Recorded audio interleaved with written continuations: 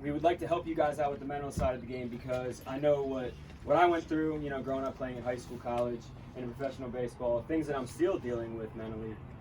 So we're here to try to help you get mentally tougher, which is what I'm striving to do myself right now. So I'm going through the same things. I still play, coach, I still go through the same shit that you guys are going through. But I love the game, and that's also why I'm here, to serve you guys. So today I want to talk a little bit about self-confidence, because obviously we all know confidence is huge in the game of baseball and in the game of life, right? To start off, though, I want to tell you a little story about myself. When I was playing in my second year of pro ball, I got promoted to this higher league, and I was all stoked about it. It's great. We were going to actually have fans and, nice fields. I played it in my first year of pro ball, on a junior college field. We did the field before the game.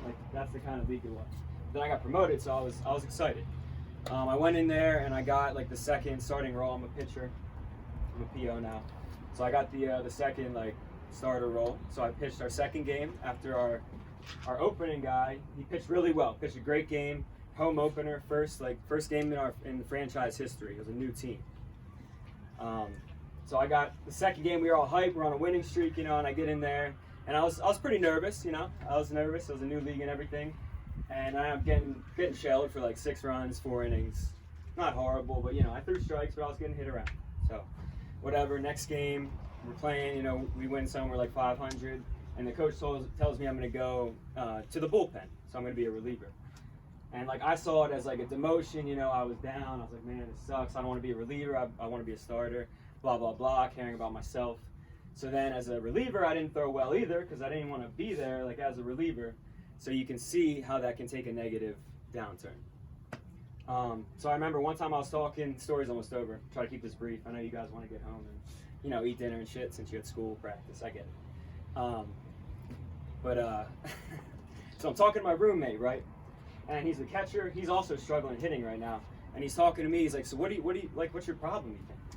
Well, I can't blow my fastball by these guys. They're catching up to my fastball, dude. He's like, yeah, you throw 88. What do you think's gonna happen in pro ball? I'm like, shit, you're right. Because this league was much better. So the last league I could blow by guys at 88, 89. Now he's like, you got to pitch to be the type of pitcher that you are. You're a command guy. You like movement. You're not going to overpower anyone. I was like, you're right, man. Even though I'm a reliever, I can still be more of a finesse guy and still pitch to my strengths. So I didn't realize I lost my confidence as a pitcher and especially as a reliever because I wanted to be a starter. My head wasn't there, and my confidence was shot. So that's where I was, and I kind of turned things around. I wasn't shutting out everyone every time, but I started to pitch a lot better, and it felt really good. And then I became a starter again, whatever. So I regained my confidence because I understood what type of player I was, and I understood the importance of confidence. And one of the best ways we can be confident as ball players is through our self-talk. So does anyone know what self-talk is? Or can guess? Gage Miller, where are you? What did we talk about in the cage today? Your approach. What did I talk about? I said, what are you thinking? Middle way. Well, we just talked about not to interrupt you, but we just talked about that, and he said a negative. When I was like, what are you thinking when you get in the box? And it was more of a negative thought, don't miss that, don't miss the inside pitch. That's negative talk. Flip it around to a positive talk. So we talk like that a lot here in our program. Just you gotta flush the negative quick, replace it with the positive really quickly. Exactly. Yeah. I love that. Yep. Perfectly said. And that's why I wanted to come here too, because I read this book that had Gavin in it, your coach, how he was helped mentally through pro ball. I thought that was the coolest thing ever, when I read that, because I knew Gavin. He gave me lessons. Neil actually gave me some lessons too, only 1 or 2. So he probably doesn't remember, with all the work that he's done with the youth. I remember. But so yeah, our self-talk is huge. It's what we're saying to ourselves at all times. We're constantly thinking shit, right? We're thinking about whatever. We're at school. We're thinking about girls. We're at baseball. Hopefully, we're thinking about baseball. But what are we actually saying to ourselves? And that's a great example because as a pitcher with me, I know sometimes I would think this guy's got my number and shit. He can hit me, and I would think, man, I hope this guy doesn't hit another home run off me, And what do you think happened? The guy hit a freaking dinger, yeah. So when I started to change, from I hope this happens, I hope that doesn't happen, to this is going to happen. You know, I'm going to make a quality pitch here. I'm going to attack the strike zone here. As a hitter, you know, I'm going to be aggressive or whatever your approach is. Okay, I'm going to wait for my pitch. So when we start having positive affirmations, it's really going to help you guys out in not only baseball, but in life. And that's where I'm at right now with myself. I try to go with, as a pitcher, good low strike here, or low target, or on the glove. So like just simple short directives that will help you in any situation. And as a hitter, maybe Sam can talk about it a little more. He was a position player at Mount St. Mary's.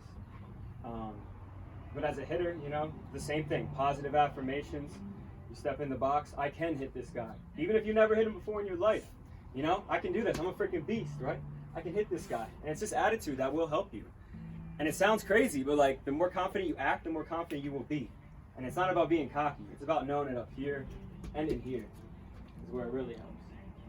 So with confidence, beautiful. I love talking about confidence. Is there anything else you guys would like to talk about? How about big game prep? Like, what are you thinking? Like, you got a big game. Like, you know, because we've got districts. It's single limb from here on out. You know what I mean? It's good, yeah. Yeah. So how do you prepare yourself mentally for that? That's a good one. So you guys got here to the position you are from being yourselves, right? You guys got here by playing your style of baseball, playing together. You've been playing together how many years? You know, you guys know each other. You're playing for each other, not just with each other.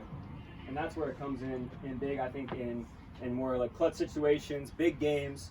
When you're playing for each other, it just helps you stay more relaxed and know that, you know, I can get the job done because my teammates know I can. And I think kind of keeping a similar mentality to what you did all season will serve you guys well, because you got here, you know, playing the style of baseball that you are.